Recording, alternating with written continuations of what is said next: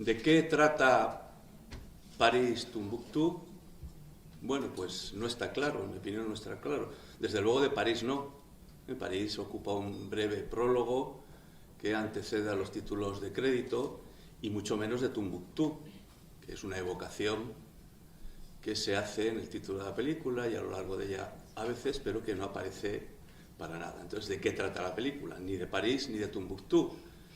Quizás de lo que trata la película es de lo que está en ese guión que separa una palabra de otra y que en el cartel de la película vemos que corresponde a Luis García Berlanga. Entre París y Tombuctú, en el espacio de ese guión está el nombre de Luis García Berlanga. Efectivamente, esta película es una película testamentaria, es muy interesante por eso, muy interesante de cara al análisis de la filmografía de Berlanga, porque él explícita y conscientemente quiso hacer un testamento y una especie de revisión de su filmografía y en ella pues desarrolla ya de una forma digamos acabada, casi a veces sin ningún tipo de freno, eso que era su visión del mundo, su cosmovisión, por así decirlo, en plan un poco pedante, y que recoge ese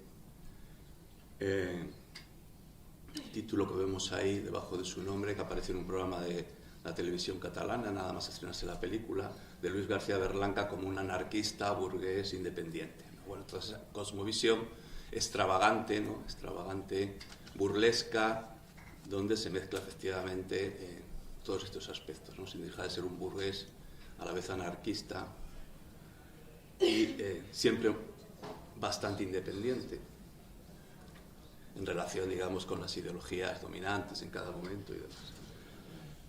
Pero esto para mí es quedarse cortos, porque efectivamente en la película está esa visión del mundo de Luis García Berlanga, pero no olvidemos que en esta película hay un equipo potente de guionistas, está el escritor Antonio Gómez Rufo, Javier Amezua, pero sobre todo su hijo, Jorge Berlanga, que creo que tiene un papel muy importante en esta película y que moriría muy poco tiempo después. Como es sabido, el rodaje de esta película conllevó una especie de tira y afloja continuo entre Luis García Berlanga y el equipo de guionistas, y de hecho si leemos el guión, que está en la magnífica documentación que tiene el Berlanga Film Museum, pues vemos que la película a veces se separa bastante de lo que está en el guión, en aspectos que a veces parecen anecdóticos, pero que no lo son. Hubo como un tira y afloja entre qué, bueno, entre una especie de deseo de Berlanga de que la película fuera caótica, desorganizada, falta de unidad, como efectivamente así es, yo creo, cuando la vemos, ¿no? La vemos caótica, desorganizada, y el equipo de guionistas que intentaba estructurar aquello y darle un orden. Pero en cualquier caso, en la película está la visión de Jorge Berlanga, de Antonio Gómez Rufo, de Javier Amezua y de muchos actores y actrices, porque Berlanga les dio bastante libertad. Está Concha Velasco, está Gurruchaga, que hace lo que quiere, yo creo, Luis Cigues, que improvisa continuamente, hay morcillas de los actores y tal. Entonces, la película que refleja solo la visión de Berlanga, no, de Berlanga, de los guionistas, como ocurre tantas veces en el cine y más especialmente en esta película. Por eso yo creo que, yendo un poquito más al fondo, la pregunta que aquí nos tenemos que hacer es de qué están hechas las películas, para responder de qué trata París-Tombuctú. Y las películas, alguien dirá, bueno, hombre, están hechas de imágenes fotográficas, ¿no? De diálogos. Sí, bueno, eso desde un punto de vista formalista, formal. Pero en realidad, las películas están hechas de ideas. Películas lo que hay son ideas. Ahora bien, ideas no a las que me refería antes, de la forma de pensar de Berlanga, de los guionistas, sino ideas en el sentido filosófico de la palabra. Desde Platón, tendremos que recurrir incluso a Platón. La idea en un sentido filosófico, y por tanto el análisis que voy a hacer a partir de ahora va a intentar ser lo más filosófico posible. Voy a hacer un análisis de las ideas, que son dos fundamentalmente, en mi opinión, las que hay en la película, y a la que dedicaré, a la primera idea, la más importante, le dedicaré prácticamente toda la conferencia, y a la segunda solo al final, y que tiene que ver precisamente con el tema, el título de la conferencia. Bueno, pues ¿cuál es la idea fundamental, la idea principal que hay en la película? Evidentemente está en ese guión, que separa París y a Tombuctú. Está entre esa Torre Eiffel, ese brevísimo prólogo, incluso podemos decir casi innecesario. Casi innecesario porque ese mismo año, 1999, y este es un dato importante en el contexto de la película, se introdujo Viagra, sildenafilo. En concreto, en España se comercializó en noviembre de 1998, con lo cual todo ese prólogo, en cierta forma, estaba ya en su momento, aunque bueno, Viagra todavía no se conocía, acababa de introducirse, mientras se rodaba la película se estaba introduciendo el sildenafilo. Viagra, que ha cambiado completamente el supuesto problema de Mitchell, ¿no?, de la impotencia ligada a la edad adulta. Bueno, pues está entre ese breve prólogo de París y esas palmeras y ese camello de Tombuctú, que es algo que está evocado. Por tanto, la idea de la película, construida sobre ese culo femenino, que se refiere a una escultura del escultor argentino, creo que es argentino, Jack Banarsky, que aparece en la propia película y que está en un museo de París. Recordemos esa escultura con la bicicleta y el culo y demás, ¿no? En ese culo, en esa falda de mujer, sobre el culo, que además aparece una escena de la película, pero yo creo como mera excusa para documentar el cartel y referirse a la escultura de Jack Banarsky, está la película. La idea de la película es eso que está ahí, ¿no?, que está en el centro. ¿Y cuál es esa idea? Hombre, yo creo que si lo pensamos detenidamente es obvio. La película, ¿de qué trata? Trata de España. Esa es la idea fundamental de la película. Cuidado, no de la España fenoménica, la España realmente existente o la España ni siquiera histórica. Es una idea filosófica de España, por tanto, la que aparece en la película. ¿Y qué idea de España es esa? Bueno, pues una en la que estamos atrapados todos. Aquí no es un reproche a Berlanga, ni mucho menos, porque aquí llevamos 300 años, casi 200 años, al menos atrapados o más. Pero bueno, habiéndolo asumido los españoles, más de 200 años, que es la idea negro legendaria.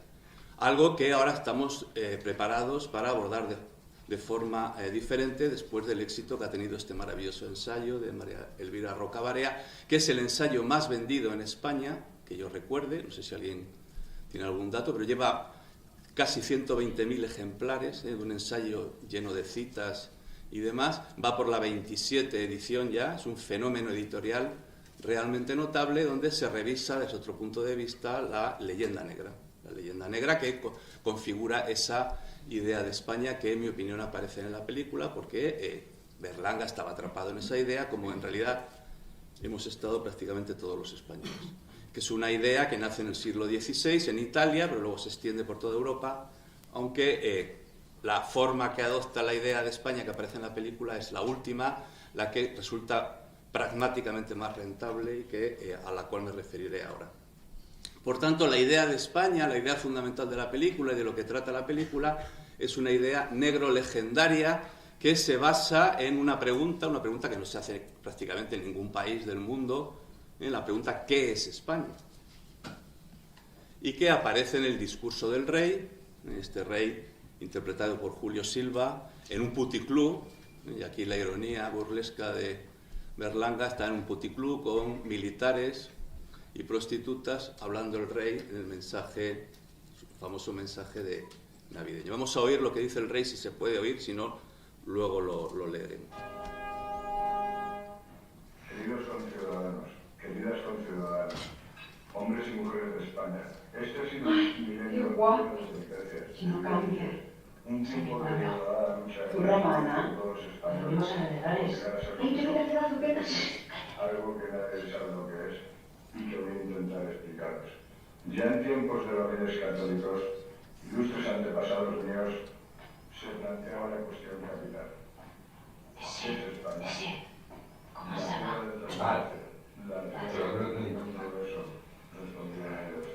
Ya que la norma se tuvieron por mucho que 4 políticos en todas épocas los hay. En la gran cual del país a judíos y moriscos. Y que de todas maneras el menudo riesgo. Felipe II, no sé si han pasado menos también, respondió a la cuestión con singular clarividencia. España es todo lo que pueda contribuir a fastidiar a los extranjeros. Bueno, este es el discurso del rey que se ha oído mal, por eso lo vamos a leer aquí. Este ha sido un milenio lleno de vivencias, de peripecias, de lucha y de esfuerzo de todos los españoles por llegar a ser lo que somos. Algo que nadie sabe lo que es. ¿Qué es el español? Nadie sabe lo que es. Ahí tenemos ese discurso capital negro legendario. No se sabe lo que es España. Ya en tiempos de los reyes católicos, es curioso cómo la leyenda negra se refiere siempre al periodo austracista, no al periodo Borbón, y eso es una cosa muy interesante, a pesar de que está hablando se supone que es un Borbón. Pues los referentes siempre son los reyes católicos y Felipe II, claro, porque la leyenda negra se construye contra el imperio universal católico español en el periodo austracista, ¿no? En 2 siglos, con que nos hayamos olvidado de eso y no nos lo expliquen ni en los colegios ni en la universidad, fue un periodo en el que España dominó desde el punto de vista científico, filosófico, militar, económico y demás, el mundo. Ya en tiempo de los reyes católicos, ilustres antepasados míos, se planteaba la cuestión capital. ¿Qué es España? Ahí lo tenemos. No me lo estoy inventando, estoy haciendo una lectura literal en la hipótesis de mi conferencia. Esta es la idea que está en el núcleo mismo de la película. ¿Qué es España? La tierra de la tolerancia, la tierra del progreso, contestaron ellos, pero por culpa de 4 politicastros que en todas las épocas ha habido, tuvimos que evacuar del país a judíos y moriscos. Bueno, esta es de nuevo una ironía, que se les evacuó, ¿no? Y cuando la leyenda negra dice que se les expulsó, a pesar de, como Elvira Roca Barea, a los judíos se les ha tratado mucho peor en Francia. Bueno, en el libro está bien explicado, ¿no? Si a alguien le interesa este tema. Felipe II, no sé si antepasado mío también, no lo es, ¿no? Porque él es Borbón.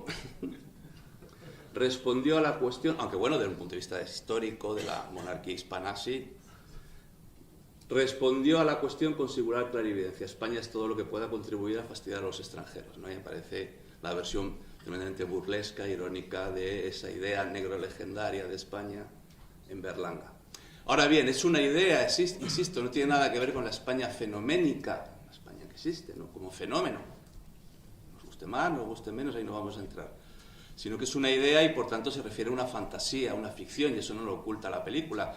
España, que está representada por Calabuch, que es algo que no existe, es Peñíscola, hay 3 sitios donde se rueda la película, la playa sur, ¿no? El Faro y la Plaza de Armas, son los 3 sitios de rodaje fundamentales de la película, en Peñíscola, pero Calabuch se refiere a la propia filmografía de Berlanga, es un pueblo imaginario y por tanto es una fantasía, es una ficción. ¿Y qué es una ficción? Lo dice ya los títulos de crédito, que nos muestran un mapa, no sé si alguien se ha fijado, pero es algo disparatado totalmente el mapa que aparece, ¿no?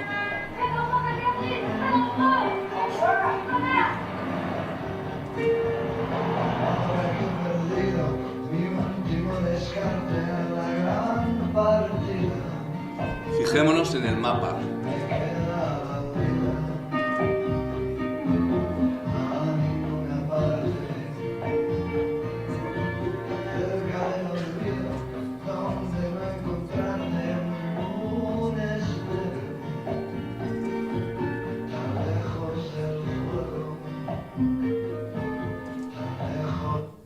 Bueno, es un mapa disparatado, ¿no? Nos aparece ahí los Apeninos, Argelia. España es como una mancha verde que está ahí entre una mancha que pone Francia y otra que es África, pero aparece el desierto del Teneré, que eso es Níger, Nuadcod, que es la capital de Mauritania, enfrente de Barcelona, Argelia, Lisboa. O sea, es un mapa fantástico. Es la falda de la mujer, o sea que es una geografía totalmente fantástica de, por tanto, algo que no existe. Y otra cosa interesante es que en estos títulos de crédito solo aparecen 2 nombres, Michel Piccoli y Concha Velasco. Michel Piccoli en Francia, fijemos ahí donde está Salamanca, ¿no? Al lado de los Pirineos. Es un mapa, o sea, es una España completamente fantástica, completamente de ficción. Y Concha Velasco, sobre el nombre de España, precisamente, eso va a ser importante. Y al final hay un fundido encadenado donde vemos a Michel Piccoli dormido. Por tanto, ¿cuál es la lectura de esto? Esa España imaginaria es el sueño o fantasía de un viajero francés. Y esto es asombroso porque la parte acabada negrolegendaria de la leyenda negra, que es la francesada fracasológica, como ha escrito en su segundo libro, maravilloso también, yo lo acabo de leer ahora y me ha dejado fascinado completamente, Elvira Roca Barea, se construye sobre ese tópico del viajero francés. La primera es una viajera en el siglo XVIII que ni siquiera estuvo en España, y sin embargo en España se tomó su libro de viajes sobre España, como bueno, pues se editó un montón de veces y aquí se lo leyó todo el mundo, donde aparece el tópico de la España exótica, pero la España exótica vista por los franceses es como si nosotros vemos a un pueblo salvaje en África o donde sea, ¿no? Y nos recreamos en su exotismo, la España de las flamencas, los bandoleros, y que se construye ya en el siglo XVIII sobre esta imagen aportada por los supuestos viajeros franceses que muchas veces ni siquiera llegaron a estar en España, ¿no? La España de Mérimée. Efectivamente, este libro que acaba de conseguir el premio Espasa 2019 de María Elvira Rocabarea es quizás todavía más importante que el anterior, en mi opinión, porque hace un análisis detallado de esa elaboración ya definitiva de la leyenda negra desde Francia, que era nuestro mayor enemigo en el siglo XVIII, que es la idea afrancesada y fracasológica, y que se basa en un hecho histórico fundamental, que después de ese rey maravilloso que hay que reivindicar, y yo desde que he leído el libro, vamos, me he hecho un fan ya de él, ¿no? Que es Carlos II, el desconocido, que precisamente los franceses construyeron el apelativo del hechizado, esa es la primera maniobra propagandística. Carlos II, que estuvo más de 30 años reinando en España, tuvo 4 guerras con Francia, a los que, con Luis XIV nada más y nada menos, ¿no? Y el que paró los pies. Pero por una maniobra muy hábil y por la debilidad ya propia de España en ese momento, España pasó a ser un protectorado en 1701 de Francia. Entran los Borbones, que es Luis XIV, es Francia, España pasa a ser un protectorado. Y la guerra de independencia en realidad solo sería una guerra entre los partidarios de seguir siendo un protectorado francés con los Borbones y los partidarios ya de que fuéramos una colonia directamente con los Bonaparte, ¿no? Francesados contra francesados, pero demos cuenta que de este afrancesamiento todavía más radical participa gente como Goya, que construye el mito de la España negra, que luego llega hasta Solana, hasta Antonio Machado y hasta Berlanga, porque en Solana hay una enorme influencia, en Berlanga hay una enorme influencia de Solana. Idea, por tanto, la idea de España de la película es una idea afrancesada y fracasológica. Y insisto que no estoy haciendo ninguna crítica hasta Berlanga, porque yo esta idea la he tenido hasta antes de ayer. Y es más, esta idea está también incluso en el franquismo, como luego intentaré analizar, es decir, que la asume todo el mundo. España es un fracaso, España es un problema, y ahí está la famosa frase de Ortega y Gasset: España es un fracaso, un problema, y la solución es Europa, ¿no? ¿Por qué? Porque no somos Europa. España no es Europa, es la segunda parte de este discurso. España no es Europa porque África empieza en los Pirineos y España en realidad es España exótica que construyen los franceses para someternos en el siglo XVIII con los Borbones y con esos reyes nefastos, en mi opinión, que son Felipe V y sobre todo Carlos III, el peor de todos, ¿no? Por eso tiene tan buena fama, ¿no? Que fue el peor. Esa idea de que España es la España de charanga y pandereta. África empieza en los Pirineos, una frase que nace en el siglo XVIII, está documentado, aquí tenemos Dominique Deprat, que dice que es un error geográfico atribuir a España como una parte de Europa. Somos África y lo único que nos separa es que no somos mahometanos, como dice la frase final: si el español était mahométain, il serait un africain complet. Si el español fuera musulmán, mahometano, sería un africano ya completo. Esto lo dice Alejandro Dumas, lo dice Stendhal a lo largo del siglo XIX y se repite una y otra vez, y seguro que todos hemos oído esta frase de que África empieza en los Pirineos, ¿no? Precisamente, en mi opinión, ahí está esas dos partes que acotan la idea de España, que es París. Todo esto viene de París, todo esto viene de Francia, y apunta a Tombuctú, que bueno, es una especie de mito del islámico. En Tombuctú, como sabemos, nace la primera universidad del mundo, es un sitio de referencia mítico del Islam, ¿no? Por tanto, aquí esto explica esas dos metáforas que en realidad señalan, balizan, de alguna forma balizan la idea central de la película, que son París por un lado y Tombuctú en la África musulmana, un lugar singular, importantísimo en la África musulmana, por otro. Esta idea se construye en el siglo XVIII con la llegada de los Borbones y el sometimiento de España, como lo que hemos seguido siendo, un protectorado francés, durante todo el siglo XVIII y gran parte del XIX, y llega hasta la intelectualidad del siglo XX, incluido Berlanga, ¿no? Antonio Machado, su famoso poema El mañana efímero, habla de la España antigua. ¿Cuál es la España antigua? La España de charanga y pandereta, cerrado y sacristía, devota de Frascuelo y de María. Frascuelo era un torero muy importante, que aparece la referencia a la tauromaquia. del siglo XIX. Y ese futuro efímero, ese mañana efímero al que se refiere Machado es a la moda de Francia realista, un poco al uso de París pagano. Esa España, de nuevo vuelve al pasado, que es lo que fundamenta el fracaso de España, esa España inferior que ora y bosteza, vieja y taur, zaragatera y triste, esa España inferior que ora y embiste como los toros, ¿no? Frascuelo y María, el torero y la Virgen María. Bueno, ahí tenemos a los dos personajes protagonistas, en mi opinión, de esta película caótica y con muchos personajes, pero los dos importantes, como lo demuestra el hecho de que sean los únicos que aparecen en los títulos de crédito, que son Trini, Concha Velasco y Michel Piccoli, delante de ¿qué? Del capote de Manolete, Frascuelo, Manolete y la Virgen María. Porque Berlanga en realidad eso que me refería antes, que esta película es una película testamentaria de Berlanga, pero él se proyecta en estos dos personajes, Michel y Trini.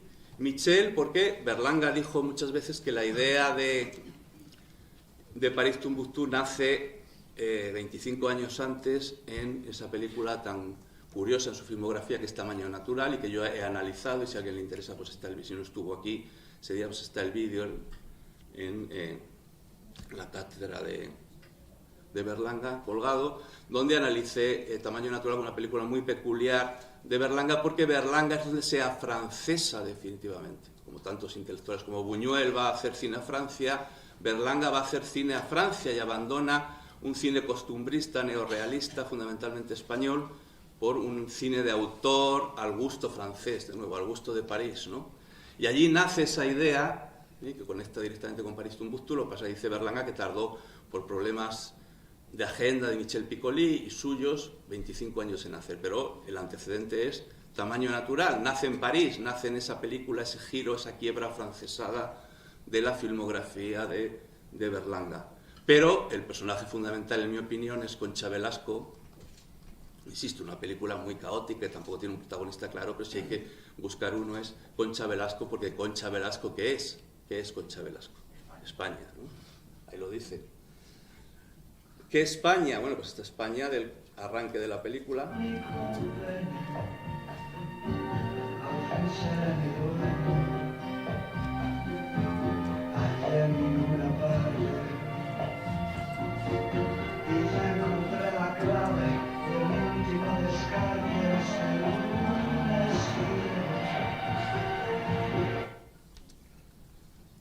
Esa España, ¿no? Que está ahí metaforizada perfectamente, es la idea de España fracasológica y afrancesada, España como fracaso, España es diferente, Spain is different. Eso demuestra que el franquismo también participaba de esta idea, ¿no? Ese disparate que construyó el franquismo, asumiendo que España es diferente a Europa, ¿no? O sea, asume el discurso fracasológico. Y que en realidad pues, el viajero lo único que hace sirve como de nexo, el viajero francés que la recorre, y ya la película transcurre toda ella en esa España metaforizada que es Calabucho. Y que en mi opinión es Trini, Concha Velasco, porque en Concha Velasco está Frascuelo, está la tauromaquia, y es una mujer, ¿no? Lo que tiene que ver con María. Bueno, aquí vamos a ponernos un poquito más serios y a enfocar el problema como un problema filosófico, partiendo de otra referencia clave en mi conferencia de hoy, otro libro súper recomendable, que no en vano se publica el mismo año que se estrena la película, 1999, esto no puede ser una casualidad, y que es un libro clave en el pensamiento público español, que es España frente a Europa, de Gustavo Bueno, el filósofo Gustavo Bueno.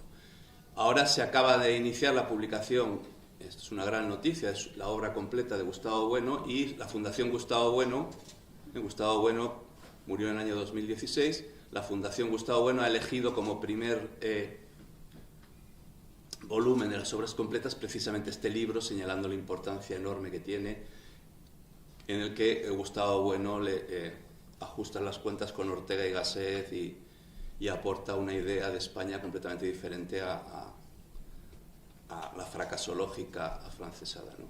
Es más, le da la vuelta al enunciado y dice: Europa es el problema, España es la solución.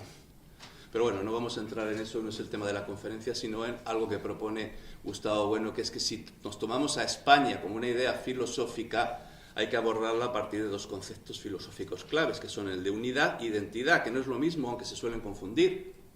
España puede ser una sola nación política, y de hecho en España hay un partido ya legal islámico que se llama el PRUNE, Partido por la Renovación y la Unidad de España. España puede ser una república islámica, perfectamente. Entonces sería ese es el problema de la unidad, pero sería con otra identidad política y cultural y antropológica.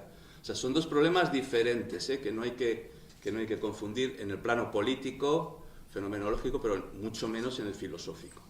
Referencias a la unidad como problema, el problema fracasológico de España, bueno, pues ahí está, que no aparece la bandera de España, por muchos motivos, todos ellos interesantes, no vamos a discutir por qué, porque hay varios. Aparece la bandera de la Comunidad Valenciana, además con un discurso publicitario que es entra en el milenio en bañador, un anuncio turístico, y luego la flamenca, por supuesto, la España de Merimée, ¿no? Carmen de Merimée, ¿no? La flamenca, y el toro, Frascuelo.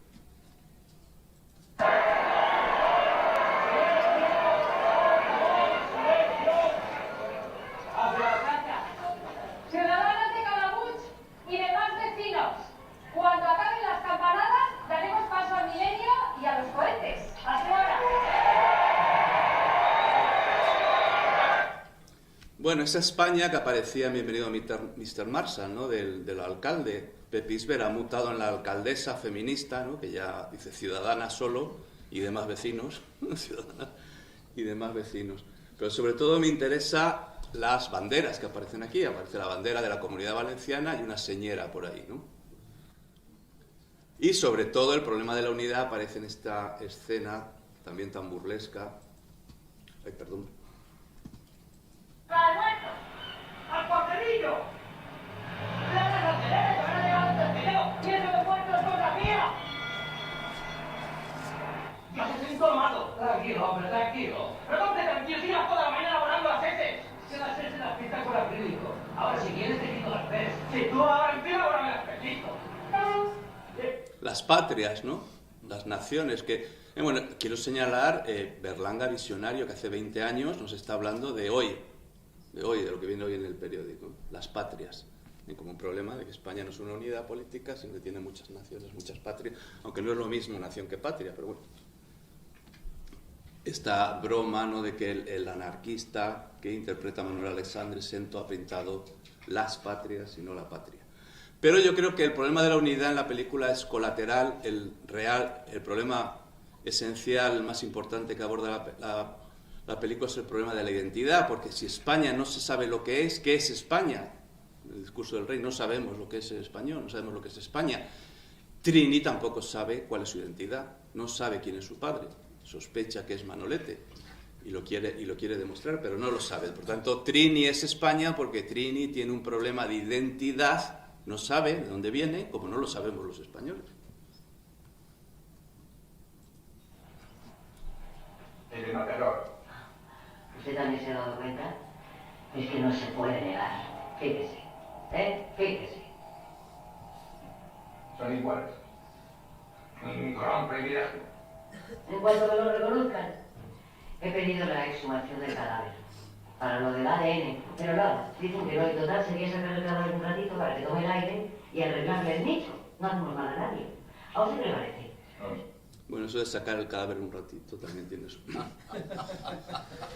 Bueno, este problema de la identidad, de dónde viene la identidad de Trini y de España, tiene aquí ahora mismo un enfoque antropológico, tiene que ver con Frascuelo, con la tauromaquia, con los toros y con la fiesta. La fiesta, si algo define a la identidad, es el tipo de fiesta, ¿no?, que se celebra. Muy bien. ¿Qué es expresiones? Es una mascleta, una costumbre un poco salvaje como todas las de aquí. ¿Sabe usted que en algunos pueblos tiran una cabra desde un campanario solo por el placer de verla caer? ¿Ah? ¿Qué le parece? Unos salvajes. ¿Y esa cicatriz? ¿A usted también le han tirado desde un campanario? Pistola. Uy, pobre, ¿y por qué? Una pistola. 2 ventanas, pero... Y yo cobarde. 3 Tombuctú. Bueno, pues aquí Efectivamente. Aquí queremos mucho a las personas y a los animales también. Pero, Esa razón por los toros. bueno, en España todos amamos los toros, menos 3 o 4 cafres. Tengo usted de Atlético. He leído en Phil Affinity, ahora una de los que yo siempre leo a ver lo que se está comentando últimamente de la película, ¿no? Y hay uno que tiene un montón, el primero o de los primeros, que dice que en esta película se critican los toros porque Berlanga dice que a quien le gustan los toros son unos cafres. O sea, cuando la ideología produce ceguera y sordera y de todo, es lo contrario, dice que a quien no le gustan los toros son 3 o 4 cafres. Por tanto, aquí hay una posición muy ambigua de Berlanga frente a las fiestas que definen antropológicamente la identidad hispana, ¿no? Porque, y eso ya aparece en Calabuch, y es muy interesante, aquí tendríamos que conectar con Calabuch. También hay una conferencia colgada, otra película que analicé, tuve la fortuna de analizar aquí también, que fue Calabuch, ¿no? Que es otra película con la que conecta esta. Evidentemente, además de Con tamaño natural, yo creo que son las dos referencias, ¿no? Donde se reflejaba muy bien, se representaba el tema de la fiesta y demás. Aquí la posición de Berlanga es muy ambigua porque participa de un debate totalmente manipulado y propagandístico, ideológico que hubo en la época, que fue la fiesta del Salto de la Cabra. Yo la conozco muy bien porque se sigue realizando todavía, aunque ahora de otra manera, en Manganeses de la Polvorosa, en Zamora. Es una fiesta reciente, esto es muy interesante, no es una fiesta muy antigua. El poco estudio que se ha hecho en serio, aparte de la propaganda y la manipulación, demuestra que solo está documentada a partir del año 69. Es un rito iniciático que tiene que ver con el resurgir de las novatadas en la universidad, un rito de paso en la juventud, y que tiene que ver con que en la mili a los que llegaban se les llamaba chivos, y de ahí chivo, cabra, ¿no? En esa época, por supuesto, la cabra no sufría ningún daño. Hay un testimonio de una vecina del pueblo que es la única que, enfadada por esta manipulación que se estaba haciendo en la prensa, pues dijo, estudió esto, y una de las cosas que descubrió es que la cabra siempre la dejaba un mismo pastor y no sufrió nunca ningún daño, salvo un año que ya estaba la cabra lesionada, porque la cabra se tiraba desde una ventana. Solo he encontrado este vídeo casero en muy malas condiciones, las imágenes están muy mal. Se tiraba sobre una lona y vemos a la cabra cayendo sobre la lona, se la manteaba y luego la cabra pues se ponía en pie y se iba tranquilamente y se paseaba por el pueblo. Seguro que no es esta la idea que tenemos de la cabra y el campanario, ¿no? Seguro, ¿no? La propaganda es así, ¿no? Y Berlanga, por tanto, mantiene una posición ambigua, participa de esta mentira que ha sido fundamental, lo de la España, de la cabra y el campanario, que yo la he oído hasta en Colombia. Yo estuve en la Universidad de Colombia y me salió un profesor diciéndome lo de la cabra y el campanario. No discutí con él. Los engañados se engañan, decía Lacan, y no hay forma de desengañarlos, porque hay un interés en ese engaño, ¿no? Ahora, lo que me interesa es cómo esta posición ambigua de Berlanga, que por un lado, y que bueno, yo creo que define muy bien a Berlanga, que por un lado asume la leyenda negra y todos los tópicos que la acompañan, pero por otro lado capta que en la antropología de la mascletá, de la fiesta de moros y cristianos, de la tauromaquia, de los bous al carrer y demás, pues, como ocurría en Calabuch, hay algo importante, es la conexión que hay con la religión. Es decir, la España de Frascuelo, de la tauromaquia, de las fiestas populares, es la España de María, que ora y bosteza, ora y embiste. Y que tiene que ver directamente con el tema de los extranjeros. Fastidiaron a los extranjeros, judíos y moriscos, otras religiones, ¿no? El Islam y los judíos. Los extranjeros. Y aquí aparece el tema, claro, un tema ligado a la identidad, y aquí Berlanga de nuevo es visionario de los extranjeros, ¿no? Y como la xenofobia, que dice muy graciosamente el personaje, xenofilia, dice justo lo contrario, se le atribuye a un personaje que es un extranjero, y por tanto le quita dramatismo, ¿no? Y le da ese tono burlesco y de comedia. ¿Ha visto, señor Michel, cómo traen a este extranjero? Y después lo quitan a puesto de centrocampista. No hay derecho humano. Las personas van así. Y tú tienes mucha xenofilia. ¿Qué se me dice, Mora? Guarda, tú te lo friegas los vasos del saco. Guarda. Mira quién habla. Papá, ¿por qué señor Michel? Eso lo paga Vicente. Me lo paga Vicente, capullo de mi casa. Las naranjas. Él viene pudiendo jugarte el arroz en lugar de enviarlo a pueblos chinos.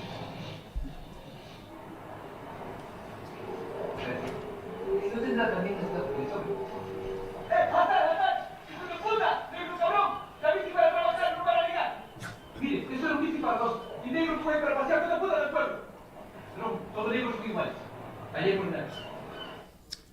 Y también esos checos, ¿no? Que aquí, bueno, esto le permite haber una deformación burlesca del tema del extranjero, porque esto le permite hablar de lo que siempre hablaba Berlanga en todas sus películas, del Imperio Austrohúngaro, ¿no?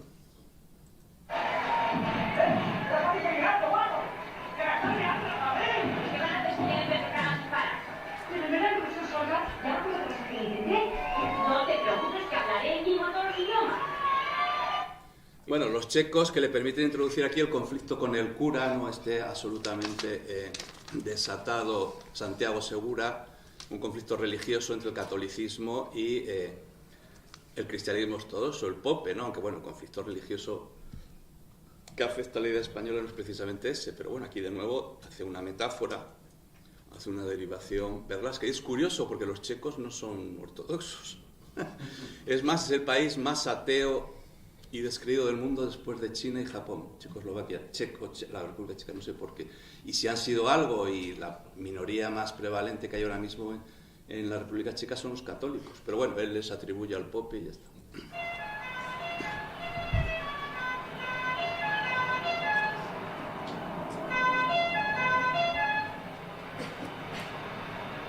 ¿Pero qué es esto, Planas? ¡El pope ortodoxo de Peníscola! ¡Joder, déme vuelta y llamar a un pope! ¡Lo habrán avisado por lo del muerto! El cura se da media vuelta y le traen un pope, ¿no? El conflicto religioso que aparece también en esta escena. Falta, no sé, coño, a la OTAN, a la Generalitat, a la Comisaría de Higiene de Bruselas. Profe, con el PIS. ¿Tú dónde vas? Todo Circi. Hoy es de inocente, no trabajo. Fiesti inocenti. Pero joder, hay que celebrar todas las fiestas. Las cristianas, las musulmanas, las animistas. Los santos inocentes no es fiesta. Aquí el único inocente soy yo. Ah, yo no sabes. A mí decir hoy fiesta. Oye, ten cuidado porque no te mando la fiesta de Navidad, ¿eh?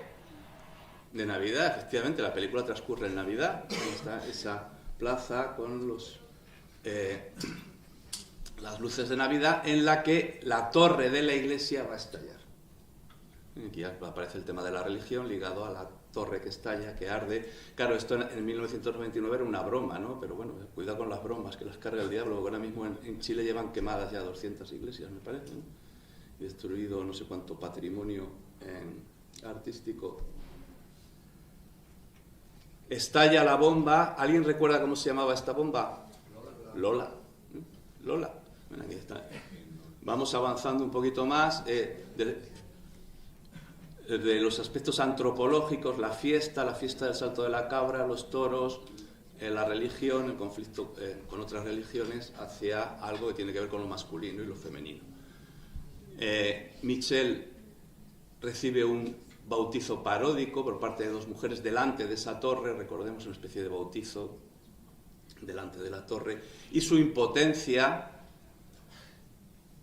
aparece, la referencia a la impotencia aparece en este falo, por tanto la relación entre la iglesia, la torre de la iglesia y el falo, aquí no creo que sea una sobreinterpretación psicoanalítica, ¿no? Está explícita en la película, aparece como esboto en el altar de la iglesia este falo que el cura levanta y que tiene que ver con ese falo que no se levanta, ¿no? Y luego ya en esta escena, es una escena brutal, que probablemente hoy la censura, porque ahora sí hay una censura mucho mayor que la que había en el año 99, no hubiera permitido, en la que el falo se relaciona, bueno, hay una conexión evidente. Aquí esto es sobreinterpretación, ¿no? Está la torre, la vemos ahí al fondo, la torre, y el falo. Que acabamos de ver cómo se levanta erecto igual que una torre, pero bueno, esto ya está súper estudiado, analizado, ¿no? Como las torres son elementos intifálicos, claramente.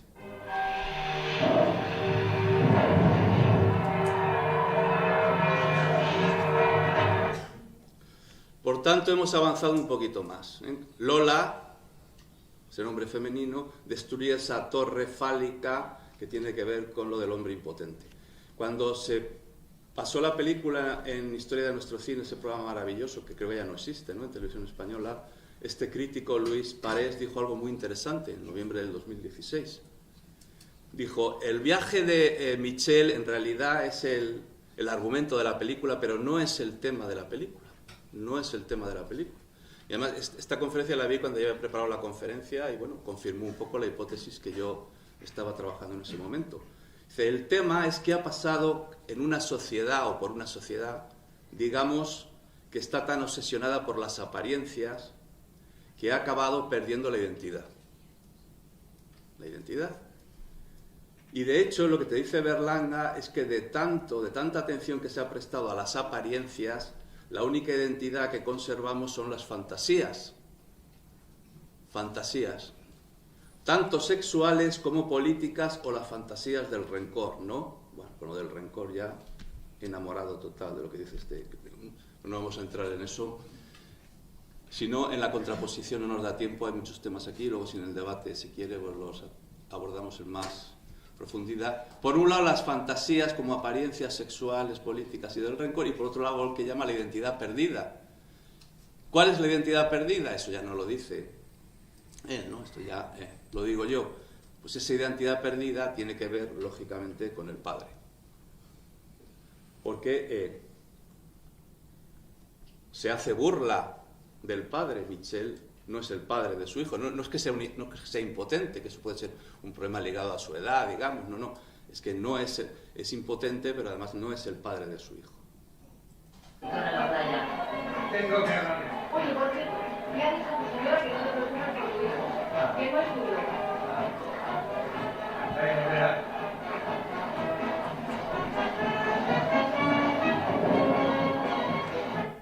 No te preocupes por tu hijo, que no es tuyo, mientras Brande, un hombre que es impotente, estamos aquí con lo del falo y demás, Brande esa cimitarra amenazante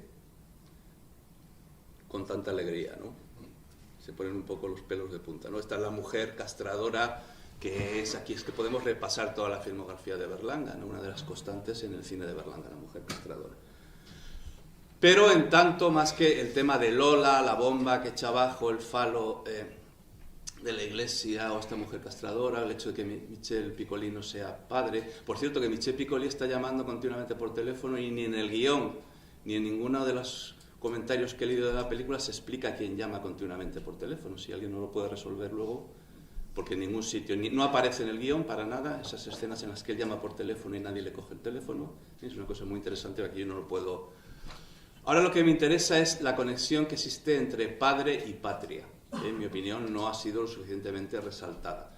Patria es un préstamo que entra en el siglo XV en el español, la lengua española, del latín patria, y propiamente quiere decir país del padre, derivado de pater patris, de la familia etimológica de padre. Por tanto, padre, el problema del padre, el problema de la identidad del padre remite directamente al de la patria.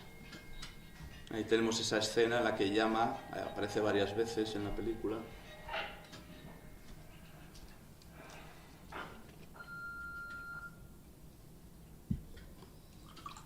Aquí tiene.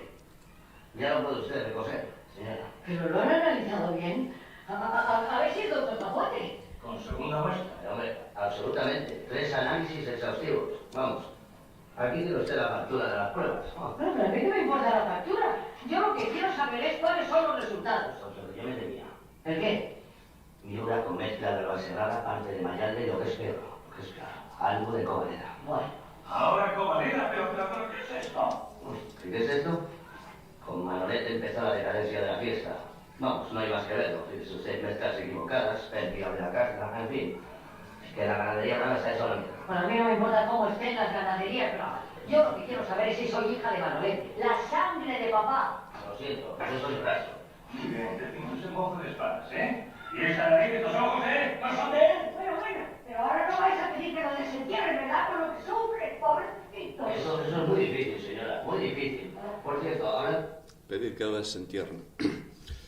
La sangre del padre se confunde con la sangre del toro, ¿no? Hay una mezcla, bueno, esto a quien le guste la tauromaquia, pues habrá el problema, ¿no? De la casta, las mezclas, todas las ganaderías que se citan ahí existen, Urube, Covaleda, Miura y demás, y se mezcla con el problema de la identidad del padre, ¿no? Hay una corrupción en la sangre de la ganadería brava, de la tauromaquia, que por cierto existió en el franquismo se alteró muchísimo al toro con esa especie de esperpento que fue la fiesta en la época del cordobés y demás, ¿no? Hay una corrupción de la sangre que tiene que ver con ese problema, con la identidad del padre, y que en mi opinión remite directamente aquí ya al franquismo. Porque el franquismo, y esa es la gran desgracia, fue una especie de asunción de la leyenda negra. El franquismo sí que llevó la leyenda negra hasta el punto de que dijo: España es diferente, ¿no? Somos diferentes, somos realmente diferentes a Europa, cuando la idea de Europa nació en España, ¿no? Pero de eso se olvidó completamente. Y además hizo todo lo posible por demostrar que todos los tópicos de la leyenda negra pues eran toda esa patochada con el flamenco, con los toros digamos, corrompidos de la época del cordobés y demás. Fue como una confirmación, aparente al menos, de que la leyenda negra era cierta, ¿no? Ese es otro muñeco. No, este es Ramonet, el marido de mamá. Trabajaba de enano con Eduardini en el circo. Cuando me de dinero me vale pues nada. Yo tampoco he visto mis ojos con los José. Adivino quiénes son estos. Sí, adivina usted bien. Somos nosotros tres pequeños. Los tres loritos. A mi mamá le gustaba el pajarito. Los metía y los sacaba de paseo. Y a pesar de tal jolgorio y tal meneo, Se le estaba quedando chiquitito. A mi papá le gustaba más la pluma que el resto de las partes de aquel ape. Y donde hay tanta pluma ya se sabe. La ilusión de una mujer no se consuma. ¡Ay, señor! ¡Ay, señor! ¡Ay, señor! Los tres loritos estamos aquí. ¡Ay, señor! Para cantarles así, olé. Para mí esta es una de las escenas más logradas de la película, una película que no tiene unidad, por cierto, es caótica y no tiene unidad, y eso entronca directamente con el problema de la unidad. Porque es una escena, bueno, la letra es de Jorge Berlanga, de Javier Amezúa también, de Jorge Berlanga, y enlaza directamente con la movida, con la época de la movida, con el cine de Almodóvar. Aquí podríamos hacer una conexión muy interesante. Y con Gurruchaga, que también es un representante de la movida. Jorge Berlanga, el hijo de Berlanga, que murió en el 2011, era uno de los emblemas de la movida, ¿no? Como dice, esto lo dice Wikipedia, fue uno de los promotores y asiduos de la noche de la movida madrileña. En los meses previos a su óbito estaba preparando un musical en homenaje a la movida llamado ¿A quién le importa? Bueno, esa referencia al pajarito del padre, que es chiquitito. El padre era enano y además tiene un pajarito chiquitito que no contentaba a la madre, porque además el padre, se sugiere, era homosexual, ¿no? Le gustaban las plumas, tenía pluma. Tiene que ver con una inversión que se produjo tras la muerte de Franco y tras el fin del franquismo, en el que el movimiento, que era como se conocía popularmente el régimen de Franco, los más viejos de aquí, si es que hay alguno ya que se acuerde de esto, se llamaba el movimiento, ¿no? Se decía, este es adicto al movimiento, no es adicto al movimiento. Se transformó el masculino en femenino, del movimiento a la movida, y esto es algo que no se nos tiene que escapar, donde en la película, de una forma desplazada o metafórica, aparece la referencia a través, yo creo que de Jorge Berlanga, a esa inversión, y que en mi opinión también aparece en el personaje de Luis Cigues, que está genial interpretando al ciclista. Fijaros esa posición que tiene ahí, claramente que remite a Franco, al caudillo. Y en el hecho de que se llame Federico Bahamonde, que era el segundo apellido, Francisco Franco Bahamonde, cuando en el guión de la película, que está en el Berlanga Film Museo, aparece como Federico Bahamontes, ciclista que todavía vive, por cierto, tiene 92 años ya, ¿no? Todavía vive Federico Bahamontes, que es uno de los emblemas también de la época del franquismo, que ganó el Tour, un solo Tour, en el año 61, creo recordar. Esto remite a la afición que tenía Berlanga al ciclismo y demás. Pero lo interesante es que en el guión no aparecía. Esto probablemente se cambió durante el rodaje y se le cambió el apellido del ciclista, que es Federico Bahamontes, por el de Franco, Federico Bahamonde. Por cierto, y esto como anécdota, investigando para la película he descubierto que la primera referencia por escrito que hay al ciclista Federico Martín Bahamonde de Toledo fue una prueba que quedó el segundo, la Vuelta Ciclista Ávila de 1951, y ahí se llamaba Bahamonde. Y esto es una discusión historiográfica que dejo aquí por si algún estudiante quiere, porque en la universidad tenemos que tomar estas cosas en serio, investigar estos temas en serio. Si no lo hacemos en la universidad, no sé dónde lo vamos a hacer, así que lo dejo por ahí, que investigue si Bahamontes realmente se cambió el apellido o no, y por qué en la película se cambia el apellido. Bueno, yo aquí lo planteo como una demostración de que está Franco ahí de alguna forma, pero elidido, ¿no? Porque la que aparece es Carmen Polo de Franco. Este es Gustavo Rey, aquí con Matías Prat, aquí con Hemingway, ¿eh? Ah, sí, y aquí en el Pardo con doña Carmen Polo de Franco. Este es... Doña Carmen Polo de Franco con la madre, ¿no? Con esa madre muy excitable sexualmente, vamos a decirlo, ¿no? Y que probablemente fue amante de Manolete, con esa especie de ventríloco, aquí aparece el tema del ventríloco, que aparece también en la película, ¿no? El enano que está sentado en sus rodillas como si fuera un ventrículo, como si lo maneje, que claramente remite también, en mi opinión, a la figura de Franco, que siempre se le tachó de bajito, ¿no? Franquito le llamaban sus propios colegas, bastante bajito. Y la mujer poderosa que lo maneja. Y en esa foto de los tres loritos, donde claramente en la foto, en el encuadre de la foto, aparece ya algo, que es lo que aparece en la foto. Si nos fijamos detenidamente, un sillón vacío. Lo vemos ahí al fondo, el sillón vacío en la izquierda, el sillón de la ausencia del padre. Por tanto, efectivamente, aquí es donde el problema de la identidad, también de la unidad, y la idea de España se enlaza directamente con el franquismo como la demostración ya última, definitiva, de toda esa idea fracasológica en alguien que no sabe estar a la altura de lo que debe estar, ¿no? Y conecta directamente con esa referencia al padre que establece la conexión, la redundancia, entre padre y patria. La patria aquí, como problema filosófico, remite directamente al problema del padre. Bueno, todo esto, y con esto ya acabo, estamos bien, ¿no?, de tiempo, enlaza con la segunda y última idea. Si en la película hay una idea importante, que es la idea de España, a la que me he referido, en la que Berlanga asume con una ambigüedad y una clarividencia digna de elogio, las dos cosas, la ambigüedad, y porque no asume esta idea sin más, sino que la problematiza.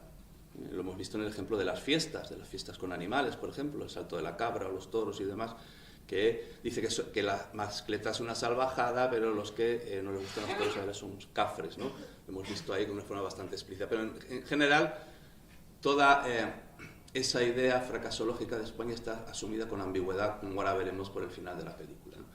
Pero esto enlaza con otra idea de que ese problema de la identidad que tiene, y por tanto con lo que da sentido, a nuestra existencia, remite directamente al fracaso, a la idea de fracaso, y esto es lo interesante, al fracaso de la propia comedia o del propio género que en cierta forma cultivó predominantemente Berlanga, que es la comedia, aunque con excepciones donde eso se quiebra, y la más notable es Tamaño Natural, que, como ya digo, enlaza directamente con esta película. Aquí la comedia fracasa. Este es un tema muy interesante. Y en un programa que se hizo en la televisión valenciana, Canal Nou, creo que se llamaba La Torre de Marfil, creo recordar, lo hacía Fernández Sánchez Dragó, nada más estrenarse la película, se habla de esto precisamente, de cómo la película, en su momento alguien me ha dicho, bueno, ahora estamos proyectando la película y casi no se ríe nadie. Digo, no, es que nunca se ha reído nadie con esta película. Es que es una comedia fracasada, en cierta forma. Tiene momentos muy divertidos y tal, donde se expresa una sonrisa y tal, pero... Y eso ya se planteó en el mismo estreno. Y yo, cuando la vi en aquella época, pues tampoco se reía nadie o casi nadie en el cine. Bueno, intentaba decir que a mí me llamó la atención durante la proyección de la película el hecho de que en muchos momentos en los que había que reír, y en fin, así estaba previsto, yo supongo el guión, la gente no se reía. Pero yo creo que no era porque no funcionaba el mecanismo de la risa. Sí que funcionaba el mecanismo de la risa, pero yo creo que la gente, quizás subconscientemente, se daba cuenta de que aquello no era para reírse, de que lo que estaban viendo era bastante más grave. No sé si vosotros compartís esta... Bueno, Berlanga dice en esta entrevista, no la vamos a poner entera, que es bastante dura, 3/4 de hora, dice que él no va a ver sus películas después de hacerlas, entonces no se había enterado, y opina también de esto. Pero creía que serias iban a poner todo caso con el tango final y esto, y que además pues era una comedia y una comedia de risa, pero bueno, parece que desde un principio la gente no se da cuenta de la seriedad y la otra, y se da cuenta de la seriedad, y entonces me jode porque no se ríe.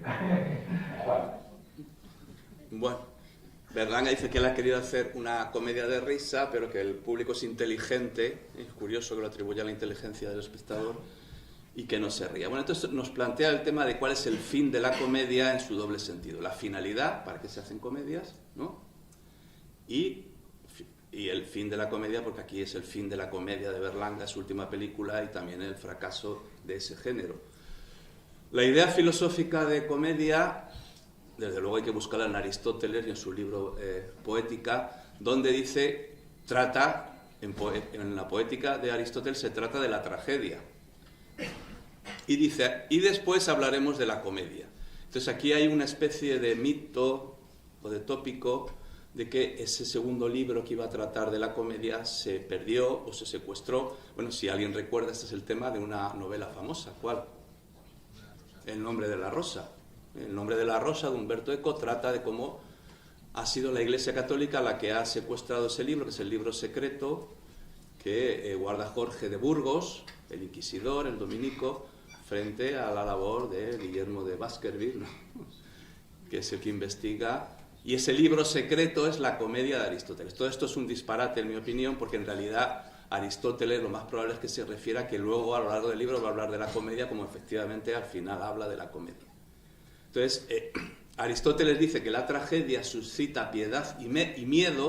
O sea, la tragedia es para meter miedo, para producir miedo. Pero eso es con una finalidad noble, porque ese miedo es lo que nos hace entrar en catarsis, purificación. Metemos miedo, la tragedia mete miedo y eso hace que el espectador se purifique.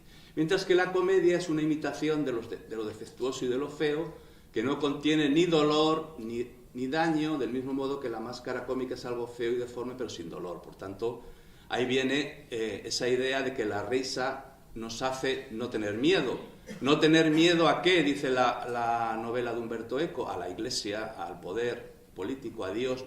Perder el temor de Dios, dice Jorge de Burgos, escondido y envenenado. Cuando pasa con el dedo el libro, se envenena el que lo pasa y muere, ¿no? Envenenado el libro, la comedia de Aristóteles, porque ese libro hace perder el temor a Dios.